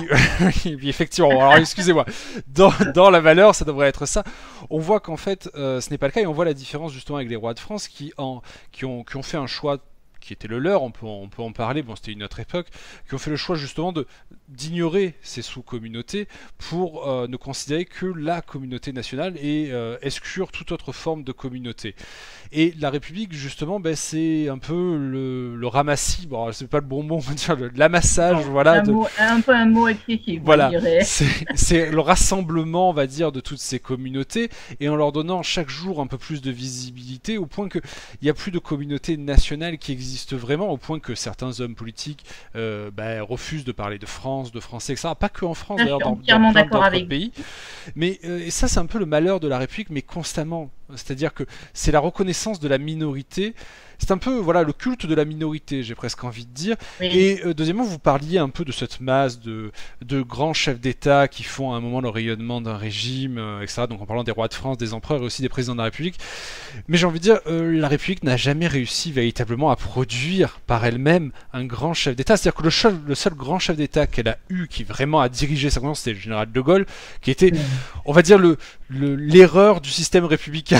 On va dire à un moment, c'est l'homme qui arrive, qui est pas prévu pour être là, c'est l'erreur dans l'équation. À un moment, on n'a pas bien refermé une parenthèse, on n'a pas fait la multiplication qu'il fallait, et on se retrouve avec le général de Gaulle au lieu d'avoir le 45e Sadi Carnot ou je sais pas qui prend en main les destinées de l'État. Parce que, et moi je suis bien passé pour en parler, étant donné que je suis professeur d'histoire géo dans un lycée, on forme à la médiocrité, et même dans d'autres lycées excellents où j'ai eu l'occasion de jeter un coup d'œil, on forme constamment à cette médiocrité, et justement le système républicain, à mon sens, veut que fatalement n'arrive au pouvoir non pas celui qui est le plus doué, non pas celui qui assurera le rayonnement, mais celui qui finalement gênera le moins les intérêts en présence, et qui surtout acceptera de négocier avec telle faction républicaine, telle faction républicaine, telle faction républicaine, chose qui est impensable pour un roi, puisque un roi c'est axé sur un peuple, donc un peuple, pas 2, pas 3, pas 4, sinon on rentre après dans l'empire, mais justement c'est la négation de toutes ces minorités, et c'est la négation aussi de la médiocrité, puisque autour de lui il n'y aura que des gens qui ne pourront jamais atteindre le stade ultime, donc de toute façon ils seront inférieurs à lui quoi qu'il arrive, donc il peut s'entourer de gens compétents et pas nécessairement de gens appréciés. Alors, qu'il me soit permis de rappeler tout de même que le principe d'égalité est en contradiction avec tout système de communautarisme. Quand vous lisez très bien le choix en tout cas philosophique de cette valeur d'égalité, ça exclut le fait que justement la personne en République existe par son identité, par son appartenance, etc. Je pense que ça n'est pas français d'ailleurs. Ce communautarisme-là n'est pas français. Il nous est arrivé du monde anglo-saxon, où justement la valeur la valeur d'intégration ou d'assimilation était basée sur la différence. Et je pense que moi personnellement, et ça c'est subjectif, je ne suis absolument pas d'accord avec cette manière de s'intégrer. Je peux vous en parler puisque moi-même, étant française depuis pas très longtemps, donc je peux regarder le parcours que j'ai eu, qui est un parcours d'effort. Et je conçois que lorsque on a des affinités avec un peuple, avec une culture, et qu'on a envie, on a envie d'y vivre, on a forcément un parcours d'efforts à accomplir, mais c'est le même que pour tout le monde. Donc, en fait, ce que vous dénoncez là, moi je le dénonce tout autant, c'est un comportement électoraliste copié, mais vraiment copié, c'est-à-dire qu'on n'a même pas, on s'est même pas donné la peine de chercher, on l'a copié sur d'autres sociétés qui ont une histoire différente, des référents historiques et politiques complètement différents, et on a voulu l'appliquer en France. Or, on voit bien que c'est une erreur monumentale puisque ça produit énormément de radicalité, ça produit, ce qui est plus grave, la haine du pays, la haine de la société, et ça c'est grave parce que ça peut avoir des répercussions absolument gravissimes. Donc en fait, moi, encore une fois, je ne regarde pas les choses de façon manichéenne, c'est-à-dire que je ne dis pas la République c'est bien et là c'est pas bien, non pas du tout. Pour moi c'est un système, quand je regarde la plupart des systèmes selon la chose politique, en tout cas d'un point de vue politique, je me dis que c'est peut-être le moins pénible, le moins injuste, etc. Mais je ne cautionne absolument pas, j'ai commencé par vous dénoncer d'ailleurs, et je suis encore plus impliquée peut-être que vous sur la dénonciation de ce qui ne marche pas en République, parce que justement, je suis convaincue, c'est une conviction personnelle que de défendre la République. Mais en même temps, moi je dis aujourd'hui que au-delà du système politique lui-même, c'est la société elle-même qui est en difficulté. C'est, puisque vous avez vu qu'il se développe quand même quelques phénomènes très inquiétants, cet enfermement sur soi, cette différence cultivée à l'extrême, qui a maintenant d'ailleurs, qui est visible sur l'espace public. Lorsque des politiques ont dénoncé des prières... Salima, on peut pas quand même, on peut pas accuser la République de tout, entre guillemets, mais on est bien obligé de tenir compte que cette République a favorisé certains éléments, entre guillemets, politiques qui sont plutôt à gauche, entre guillemets, voire à l'extrême gauche, depuis 1945, où l'on s'aperçoit que on commence de plus en plus à devenir un pays sous le un régime totalitaire de type soviétique, entre guillemets, et ben, peut-être pas soviétique, mais bon, pas loin, où effectivement la liberté de penser vous est quasiment impossible à exprimer, puisque la liberté d'expression est quasiment interdite. Vous ne pouvez plus rien dire sans que quelque part vous ayez des censeurs, vous ayez des censeurs, vous ayez des juges, vous ayez des gens. Moi, je travaille pour un journal en ligne et je peux vous assurer que c'est extrêmement difficile de pouvoir s'exprimer. On est tous à faire attention à ce qu'on écrit, à ce qu'on dit, parce que effectivement, on n'a pas le droit de dire telle et telle chose parce que c'est interdit par la loi. Et la loi, je veux bien, mais on pourrait parler des lois mémorielles qui peuvent être aussi un prétexte, la loi pénale, c'est Pénel, je crois, qui est une loi qui quand même quelque part est utilisée pour faire taire la liberté, la liberté d'expression. Donc on pourrait, je sais pas moi, la loi Taubira par exemple, qui est pour moi un scandale mais monstrueux, où l'esclavagisme et on est considéré comme étant des négriers, voire des criminels contre l'humanité seulement dans la côte atlantique et dans le bassin océan Indien. Tout ce qui se passe en Chine, au Japon, en Afrique n'est pas considéré comme étant des crimes contre l'humanité, même si ils ont pratiqué l'esclavage depuis des siècles et des siècles. Il y a des choses qui sont scandaleuses à mon sens à travers les gens entre guillemets de gauche qui sont plutôt des petits dictateurs depuis 1945 sur la liberté de penser, la liberté de s'exprimer. C'est la République, ça. On ne peut pas se tourner vers un roi ni vers un empereur en disant Majesté, qu'est-ce qui se passe? Comment se fait-il que non, ça vient de là-haut. On peut pas, on est privé de nos libertés et donc on n'a même pas d'égalité, on n'a pas de liberté. Et quand à la fraternité, je vous en parle pas. Alors, je vais vous étonner parce que figurez-vous que ce que vous dénoncez, c'est-à-dire cette réduction de l'espace de parole et de l'espace de pensée, je le subis moi aussi, figurez-vous. Ah, voilà. Et moi-même, j'ai été accusée par moments, ou du moins soupçonnée de racisme et d'islamophobie. Voilà. Voilà. Oui, Et tout Mais ça pourquoi? est-ce que ce Parce n'est pas lorsque- intrinsèque à la République, ça? Justement, est-ce que ce n'est pas... Non, je ne peux pas. Enfin, moi, ça, je l'entends pas comme ça. Ce que je pense que là, nous sommes dans un point absolument essentiel qui est celui d'une bien-pensance qui a pris véritablement beaucoup de puissance et qui réduit les espaces d'expression et qui peut réduire nos libertés de penser aussi, parce que cette bien-pensance va jusqu'à commettre et à initier des procès vis-à-vis de personnalités historiques. C'est ce que on disait tout à l'heure. Si je Donc, peux me ça, permettre... il faut pas laisser faire. Et ça n'a rien, à mon avis, ça n'a rien de républicain en réalité. Si je peux me permettre, la bien-pensance est une notion qui est quand même très liée déjà à la République, mais surtout si on la définit comme la manière de penser d'une certaine élite à la fois économique et surtout médiatique, qui essaierait d'influencer le plus grand nombre, qui eux seraient des malpensants, des racistes, tout ça, c'est plutôt typiquement républicain que typiquement royaliste en fait, ou bonapartiste, puisque c'est apparu à partir du moment de la Révolution française, un peu avant, dans les siècles des Lumières, où une minorité d'intellectuels expliquait en fait que la manière dont la royauté gérait ses affaires n'était pas la bonne manière et qu'il fallait réfléchir en termes de plus grande tolérance, plus grande ouverture, plus grand libéralisme, etc., etc., et qui a créé en fait cette bien-pensance. Parce qu'auparavant, elle n'existait que très peu en fait, la bien-pensance.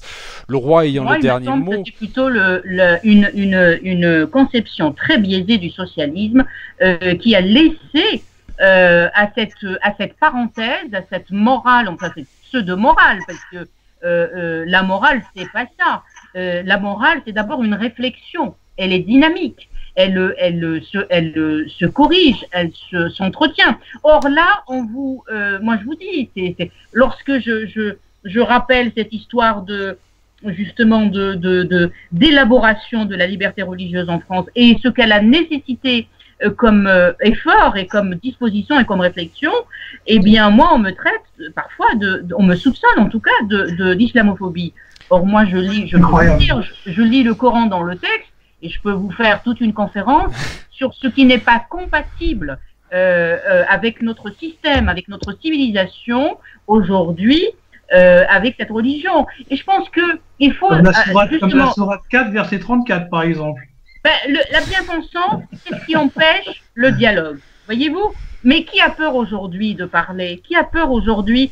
Qui a intérêt à ne pas parler? Ceux qui jettent la confusion, ceux qui cherchent à verrouiller les systèmes d'expression, ce sont ceux, à mon avis, qui ont des choses à se reprocher. Donc, cette liberté d'expression qui est construite, fondée et qui est un droit, il ne faut jamais y renoncer. Moi, personnellement, c'est ce que j'applique. Alors, c'est très important, tout en étant, je pense que, moi, évidemment, je me pose une question plus globale, c'est aujourd'hui, est-ce que c'est utile? Moi, j'ai réduit terriblement le nombre d'interventions publiques que je fais. Avant, j'en faisais beaucoup. Et puis, depuis les attentats de Charlie Hebdo, j'en fais moins. Pour une raison simple, je me suis posé la question, dans quelle mesure mon militantisme est encore utile aujourd'hui?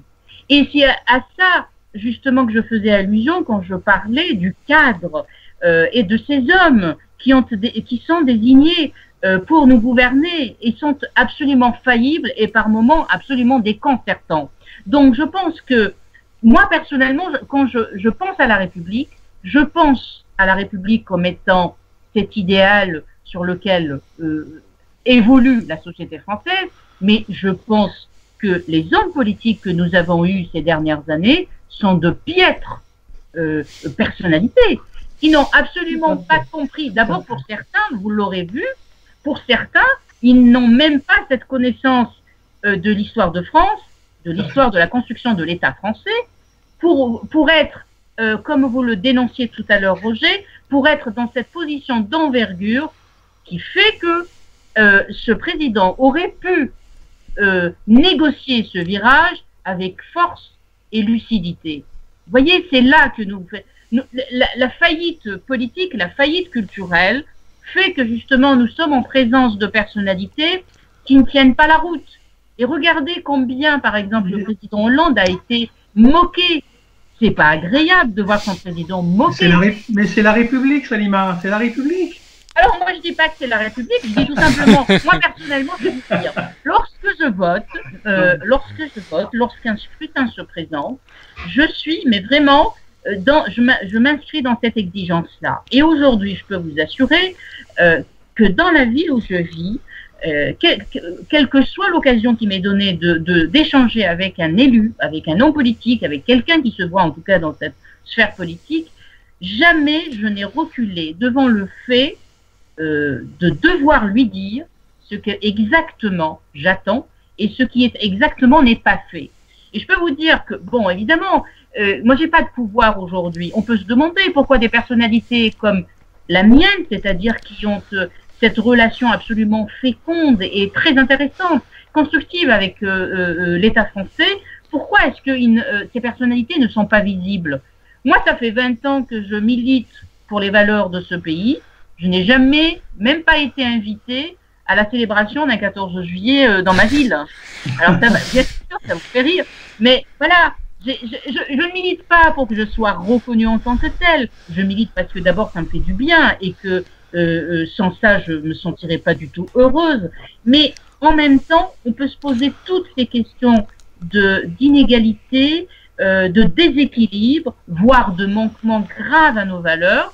Mais alors que faire? Moi, je pense qu'il faut continuer à militer, ça c'est d'une. Deux, il faut continuer à être exigeant, voter et voter contre un système lorsque ce système est faillible, lorsque ce système a montré ses limites, ses incohérences. J'allais donner la parole à Gérard pour un petit peu équilibrer le temps de parole qui pour l'instant est un petit peu... J'ai été longtemps élu au conseil municipal et même au conseil national d'un parti politique. Et il faut savoir, quand vous dites voter, il faut savoir que les élections, et là, hélas, je reprendrai un peu les antiennes de 1968, piège à con, parce que quelque part, quand je sais comment ça se passe de l'intérieur maintenant, quand je sais ce que vaut une élection systémique que dans un conseil municipal où le monsieur qui aurait 18% par exemple, donc la majorité au soir du premier tour a déjà 50% des conseillers municipaux à sa botte, vous voyez bien que la démocratie n'existe pas, elle est bafouée. Quand vous voyez comment ça fonctionne une élection législative, vous vous apercevez que là aussi, c'est quelque chose qui est faussé. Quand vous vous apercevez comment fonctionne le scrutin à 2 tours présidentiel ou législatif, vous vous rendez bien compte que la parole des Français n'est pas tenue compte. Quand vous voyez le référendum de 2005, comment il a été bafoué par un congrès 2 ans après, on s'aperçoit bien que la République, nos républicains qui nous gouvernent, se fichent complètement de l'avis du peuple. Et lui, il s'en rend tellement bien compte qu'il va même plus voter. Vous voyez, est-ce que on s'aperçoit que c'est le système entier qui pose problème. Bien, c'est le système effectivement de la République, c'est-à-dire système politique qui procède, dont le pouvoir procède d'une élection. Et sauf si on est aussi valeureux, aussi vertueux que les Grecs anciens ou Caton l'Ancien à Rome, globalement il y a peu de chances que on vote en son âme et conscience pour ce qu'il y a de mieux pour son pays, mais plutôt pour ce qu'on vote, soit pour celui pour lequel on ne se fera pas blâmer d'avoir voté, c'est-à-dire celui enfin, le con qui est au milieu, hein, j'ai envie de dire, sans vouloir être c'est-à-dire celui qui gêne pas trop, on va dire, la bien-pensance, soit on vote et on cache son vote. Alors tout simplement on dit non, je n'ai pas voté pour tel ou tel parti. Mais enfin c'est le problème du système de vote. Mais enfin on aurait beaucoup de choses à en dire, mais ça fait déjà 1h37, ça fait une très longue émission. Alors écoutez, est-ce que chacun peut finir par un mot pour l'avenir de son mode de pensée? Gérard, peut-être un mot sur le bonapartisme? Oui, un tout petit mot, parce que je n'ai pas grand espoir qu'un jour un Bonaparte sera souverain de la France, compte tenu que l'héritier actuellement, je crois qu'il travaille en Angleterre, il va avoir une 30aine d'années, je crois, mais il n'est pas très passionné par le retour, ni en politique, ni même un jour d'être souverain, ni empereur, donc je pense pas qu'il y ait grand espoir. On verra un jour émerger un parti bonapartiste et puis un souverain issu de la famille de Bonaparte. Mais bon, moi, c'est vrai que la République m'agace profondément et que j'aimerais bien qu'on arrive à quelque chose qui soit le fameux socle d'un souverain, avec surtout une parole donnée au peuple, mais un peuple respecté, et que sa parole soit respectée au plus profond. Alors je pense à la proportionnelle, je pense à des référendums, je pense à d'origine populaire, je pense à des choses comme ça. Et effectivement, si c'était sous l'assise d'un roi ou d'un souverain qui serait l'arbitre entre guillemets, je serais beaucoup plus rassuré que sous un Sarkozy, un Hollande ou un Macron élu qu'on ne connaissait pas il y a à peine 2 ans. Et vous voyez, donc je serais plus rassuré avec un souverain, quel qu'il soit d'ailleurs, et sous un régime politique constitutionnel avec des lois respectueuses et avec un système électoral respectueux de la vie des peuples, et bon, que plutôt que cette République aujourd'hui.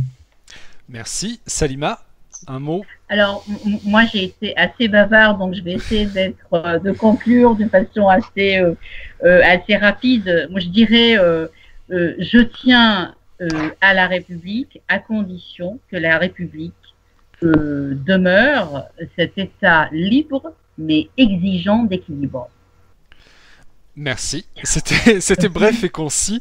Alors je terminerai pour dire tout simplement qu'il serait peut-être temps pour les royalistes, s'ils souhaitent un jour voir un roi arriver au pouvoir, qu'ils s'unissent et qu'ils cessent surtout d'être aussi racistes entre eux, j'ai envie de dire, discriminatoires entre eux, c'est assez terrible, entre les orléanistes qui sont considérés comme des cons, les légitimistes qui n'ont pas compris qui était le vrai roi, les providentialistes, etc. etc. Enfin, j'ai jamais vu un groupe soudé par la même idée se détester tant que ça, donc s'il doit y avoir un avenir pour le royalisme, eh bien j'appelle à ce que ce soit l'union de tous les royalistes autour du principe déjà. Pour ce qui est après du candidat, on verra, parce que vous, Gérard, vous avez un candidat qui est pas très intéressé par ça. Nous, on a beaucoup trop de candidats, c'est-à-dire au sein même des mêmes familles, il y en a plusieurs, donc c'est un petit peu compliqué. Donc voilà, alors chers auditeurs du Cercle Richelieu, je suis très très heureux doublement parce que nos 2 précédentes émissions ont atteint pratiquement 300 vues et 1150 vues, donc j'en suis très content, j'espère qu'on va casser la baraque avec cette émission. Et si vous souhaitez qu'il y ait une nouvelle émission, je ne sais pas, peut-être que Gérard, peut-être que on pourrait faire tous ensemble, tous les 3, une nouvelle émission, si jamais vous étiez vraiment beaucoup, si jamais vous étiez très très gentil avec eux, que vous mettiez plein de commentaires disant par pitié une nouvelle émission. Eh bien écoutez, ça leur ferait peut-être plaisir, peut-être que ça les pousserait, ça les obligerait. Et en tout cas, je vous remercie tous les deux d'avoir participé à cette émission. Et je souhaite à tous nos abonnés, donc là je crois que ça fait 77, 78 abonnés, quelque chose comme ça, donc en espérant passer le cap des 100 abonnés avec cette vidéo. Je vous souhaite une très bonne lecture de vidéo et je vous souhaite de devenir royaliste. Bien, à très bientôt et merci de nous avoir écoutés. Au revoir.